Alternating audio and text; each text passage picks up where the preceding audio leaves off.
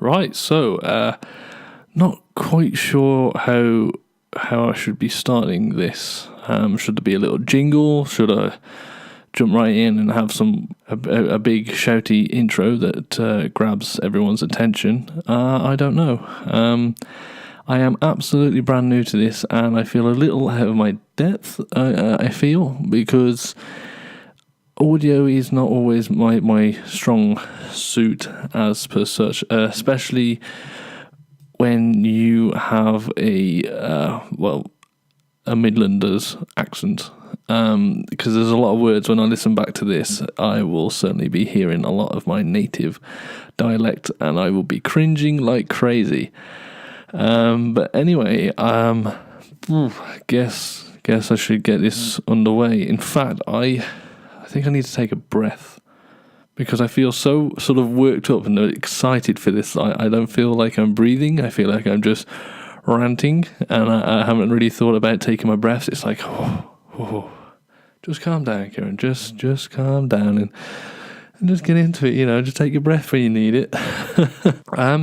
So I'm not quite sure of what the aim is that I'm trying to go for here. I don't know if I want to create this as a weekly thing, as a monthly thing, or as sort of like a whenever I feel the need to thing. Because I've got some ideas in mind that I would like to express and like to talk about. But then I don't know if my next sort of podcast would be necessary, considering I already spoke about everything in the first one. So if I'm going to do it, I want it to have substance, and I want them to be interesting for you to click on. But I think one of the main things I really wanted to sort of get off my chest in a way is I wanted to discuss why am I doing this? Why am I doing YouTube videos? Why am I creating content and posting it? And admittedly at the moment it's not really picking up an audience. But why am I still continuing? Why did I have the idea to begin with? The reason I came to this, in fact, I'm trying to recall back to how it all started.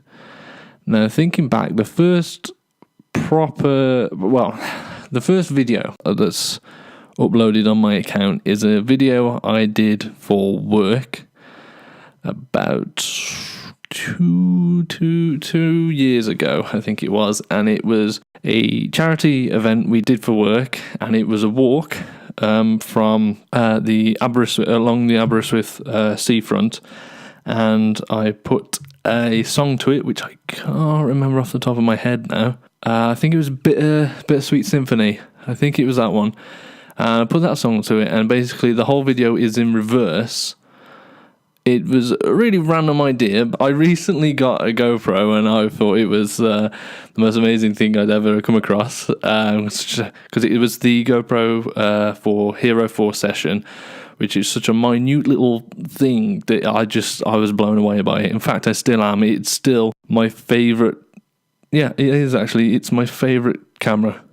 I don't really use it anymore, but it's still my favourite camera. I love it to pieces. It's just a brilliant piece of little tech. But that was my first video, which is now actually unlisted. So unless anyone has the link to it, you're not going to see it. And it's actually got quite a lot of views on it, so I don't want to delete it. But then the next proper video after that would be the Highlands trip that me and my brother Quinn did back in 2016, I think it was. We filmed in 2016, but we didn't release it until I think it was like 4th of Jan 2017. But this was our first trip away. We really wanted to go to Scotland. I can't really remember what the stimuli was for that, but we really, really, really wanted to go to Scotland, and we really wanted to. Well, we just wanted to shoot because we got some new I mean, he had his GoPro, I had mine, and I recently brought a drone. I just thought, it'd be great to go to Scotland and get all this scenic shots, and it was just, we were so overwhelmed and excited. We didn't really know what we were going to film or what we were going to do. It got closer and closer to time. We started watching like a lot of YouTubers such as Casey Neistat. He's the only one that comes to mind at the moment because I'm trying to focus on what I'm talking about and not trying to waffle too much. But anyway, Casey Neistat was probably one of the bigger ones we were watching at the time. And I said, what if we vlogged? What if through our trip through Scotland, we vlog our experience? We don't have to upload it anywhere. We don't have to show anyone. But what would be nice if we could create this sort of biographical journey. So we are documenting our journey through Scotland, our first holiday away together on our own without our parents. And when we come back, and I mean, even tonight, if I wanted to, I could watch that video back and I can reminisce in that experience that we had. And I mean, I still think back to the day of the things we did, the things we saw. It was just a most amazing experience, and Scotland was one of the best places to offer that for us. That was, we put it all together. I did, I did most of the editing, but Quinn did do a fair bit. But I think it's because I was a lot more interested than he was at the time. He wasn't too fussed. He was a little unsure of our approach to things. And I mean, that's why in the first, I think it was day 4, when Quinn actually picked up the camera and started talking to it. Because after a while, he'd seen me doing it for so long, you sort of get out of that weirdness. It's like, oh, he's been doing it for the past 4 days, let's just do it and go for it. And also, I think on that 4th day, I was a little cheesed off, considering it was the day I lost the drone, which was a very sad day. That really got to me, that did. We did that, we filmed, we came back, we edited, we showed our parents. Of course, they were absolutely blown away by the content that we produced and also by the things we saw and the journey that we went on. And it was nice to document it in a way. Then fast forward to April. So April of 2017, my first, this is the one I call my first proper vlog, was my 22nd London birthday, I think it's called. And basically, it says what it is in my title. I turned 22, and my parents and my brother came to my new place. I say my new place, it was actually my first place. And they come down to meet me, and I really wanted to go to London for the day. So we went to London, and we did all the tourist things. You saw the London Eye, the Big Ben. You had to walk around and look at Westminster, and then you looked at... where did we go? Trafalgar Square, down to Buckingham Palace, up the Mall, blah, blah, blah, blah, blah, all the way around. And it was quite a nice, relaxed sort of day. And we actually did quite a hell of a lot of walking that day. I remember in the video, I put an emphasis on the fact that I took an Uber. I mean, looking back now in hindsight, it's like, oh yeah, big deal. You got a taxi, good one. But it was more so. The reason we had an Uber was because when we were traveling on the tube back, the tube actually had to close. There was something wrong with the signalling, or something like that. So anyway, there's like a dozen people get off, but the next train's not for a very long time, because I mean, obviously with the tube, don't we, like every sort of 3, 5, 8 minutes or something like that. But the next one wasn't for a while because there was something wrong with the track. So we then got out and we couldn't find a taxi anywhere, and everyone was calling Ubers. So then we were having to download the app and trying to get in contact with Uber, and then you got the Uber, and then the Ubers come to let you up and drive off. And yeah, that was the main reason why that was in. It was like, oh, I even took an Uber. It wasn't planned, we just did it, sort of thing. But that was sort of the one I class as my first proper vlog. Now, the reason I started doing it is because I really wanted to start. I have so many different creative ideas of things I want to do and things I want to create, but it's very difficult to find the time and to find the team, the people that will help you achieve this dream you have. You no problem putting pen to paper, creating a story out of this idea that you have, but then getting people to back you, to help you create this, is something that I find very difficult, especially since leaving university, since graduating. I now realise that my friends live all across the globe, and even trying to meet up with one is hard enough, but then trying to get everyone together at the same time, or trying to rely on people. I mean, everyone's got jobs now, so it is really difficult to get in contact with people. And I feel, I'm relatively confident, but I don't feel confident enough to approach sort of like a group, almost like a film club or something, and get people then to come and help me. I feel like I don't know enough yet. And I feel like once I know enough, once I feel comfortable in the knowledge and the things I know, I will then start to approach people. And I feel if I'm building this platform, if I'm building my portfolio, as it were, I feel it's getting bigger, it's getting better, and people can see that work. And then when they see that work, they think, you know what, I do want to work with him. I do want to help him achieve what it is he wants to achieve. So the whole point, why am I creating YouTube videos? Why am I doing this podcast? Why am I doing anything? It's simply because I really want to do... okay, let's take it back. Take it back a little minute. All right. Okay, let's go way back. When I was young, I wanted to be a policeman. I think that's one of the first jobs I can recall, is I wanted to be a policeman. And then I remember seeing something on the telly which scared the living jeebus out of me. I think it was something, I don't know if there was a shooting or something like that, and a police officer died. I see them in such high regards because, they are our protectors in a sense. But then when I saw they can get hurt too, they can get injured too, it sort of scared me. And I was, 6, 8, something along those lines.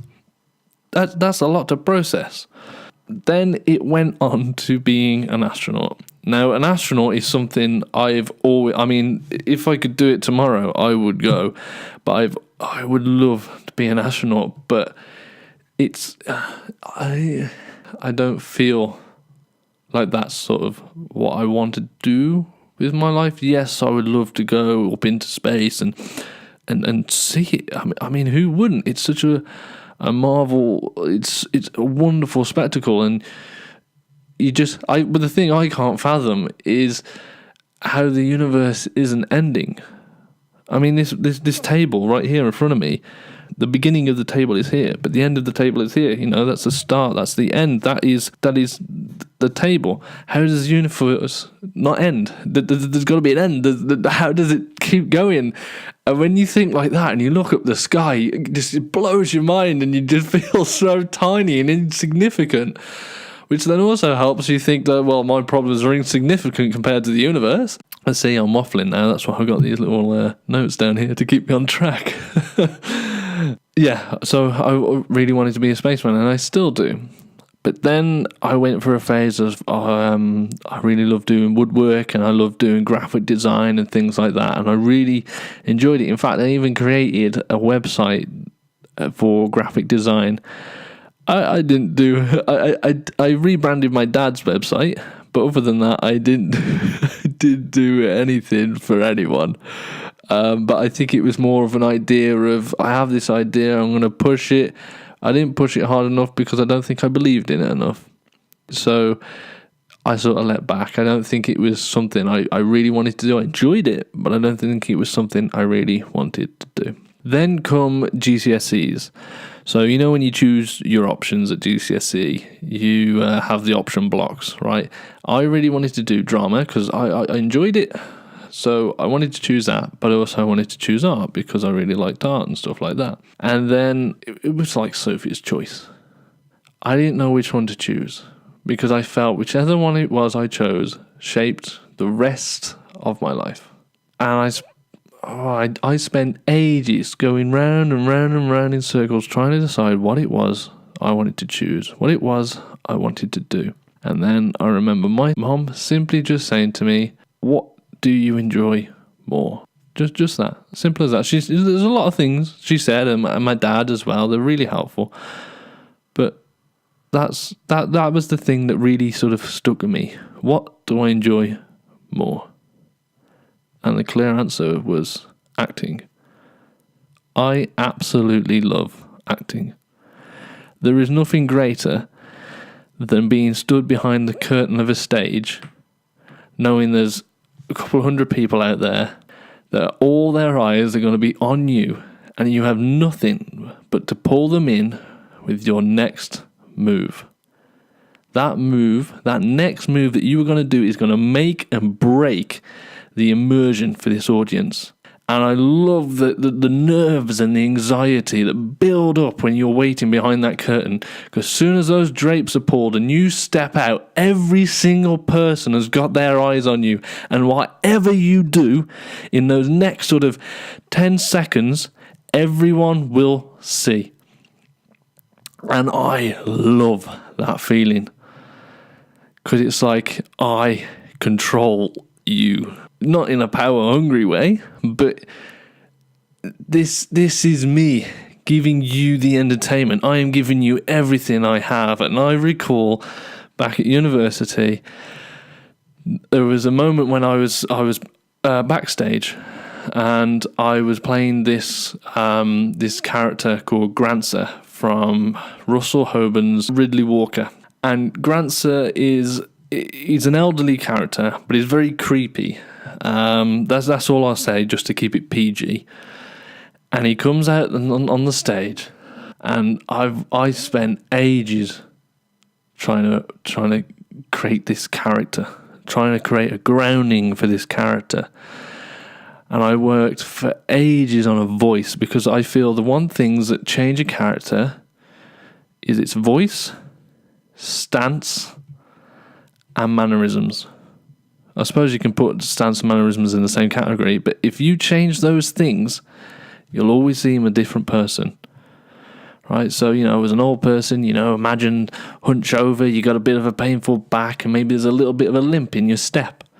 Right? Maybe you had a stick to hold as you walked. I did. And then with the voice, you got to feel a little old, a little more wisdomist. You got to sound like you know what you're talking about. Like you've seen things, like you know things. And I spent ages trying to create this character, trying to create it grounded, that when you saw, after those curtains moved, after those drapes opened, that you saw this person, this stance, these mannerisms, this voice, in those first 10 seconds, you're going to see that and you're going to think, holy, that is what I love about acting. And that is why for GCSEs, for my A-levels, and then even straight on to university, I studied acting, because I absolutely loved it. But it is so difficult to get into, because everyone thinks it's such an easy thing. When you say to people, I studied acting or drama at university, they're like, oh, that's not particularly hard, is it then? You have no idea how difficult it is. I'm not going to belittle any other subject, but I'm just going to say maths, for example, right? With maths, the answer is either right or wrong. 2 + 2 is 5. No, that's wrong. How do we know? Because factor tells us that it is 4. Right? That it can't equal anything else. 2 + 2 is 4. With acting, with any sort of art thing, everything is opinionated. They try so hard not to make it so, but everything is opinionated. If you've got an examiner that doesn't like this theme, this thing that your whole play is about, well, you're buggered from day one. But if you've got one that loves it, well, then you're pie in the sky and you've got yourself your first, right? But you need to adhere to someone's ideas. You need to appease them, and that's the thing with arts, is it depends on who the examiner is, it depends on who they are, what they are as a person, what they like, what they dislike. And if you've spent months creating this character, and you are putting all into it, and you think, this is it, I am really going for it, and I am loving it, and I am enjoying it, and they come in, and they don't like it, well, that's it. That's your grade. That's gone. There is no fact with it. There's no, you hit this mark, you hit that mark, you hit this, boom, done, you've got your first, right? No, it's not like that. There is no tick boxes. It's just, it's good, it's bad, or it's mediocre. There's no, so it's unbelievably difficult, unbelievably tough. And when you see people, I mean, I'm getting a bit of a rant now, but when you see people on telly that are god awful, it hurts. It's like you've just been stabbed in the back for all your hard work or all the effort you've put into things. And you think, how did they make it? It does, it hurts. Yeah. And now that brings me back to the why. Why am I doing YouTube? Why am I doing this podcast? Because if I can't do acting, I'll certainly do something similar. I'll certainly do some sort of avenue, some sort of entertainment, filmmaking, videography, cinematography, what would you call podcasting, voice work, I don't know. But I feel these are all different avenues that can help build and help sort of, it's retraining me, it's giving me something to improve upon. And for evidence of this, all you need to do is go back to my original videos, watch them, watch the Highlands video, watch the 22nd London birthday video, watch due east of Wiltshire video. Now watch the videos from my recent Scotland trip. Watch my recent one, at the concert when we go see Imagine Dragons. Then compare them and don't tell me that I haven't improved. I mean, one thing I've definitely noticed in myself is I'm feeling a lot more confident talking to myself in the camera. Because, I mean, you do that out in the open and people think you're an absolute nutter, which at times I do feel like I'm a nutter. But then you just sort of like, well, I'll never see that person again, so, well, okay, well, move on. So that is why I am doing what I'm doing. If I can't do what I really want to do, I will damn sure do something that's incredibly close. And I was saying this to someone the other day. Right, and in fact, I'll leave you with this.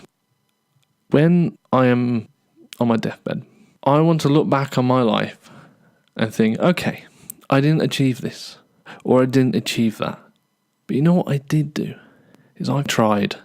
I didn't just think, oh, I really wanted to be an actor, I really wanted to do that. But just no one would take a look at me, right? Just no one gave a damn. So it's over. My dream's over. I'm giving up. I'm just going to carry on, do some mediocre crap and just squeeze by in life. No. What I'm going to do is I'm going to create these videos. I want to create these vlogs. And with each vlog, it's getting better.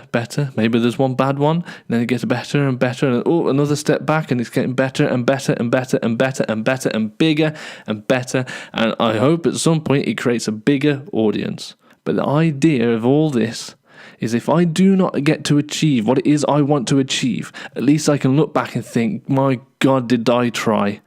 And you know what else is great? Is it my children, my grandchildren, my grandchildren's children's children's children's children's children's children will be able to see these videos. And they'll think, my God, our great granddad Kieran was an absolute nutter. At least he was doing something that he enjoyed. At least he was able to do something that he could look back on towards the end of his life and think, yeah, I did all right.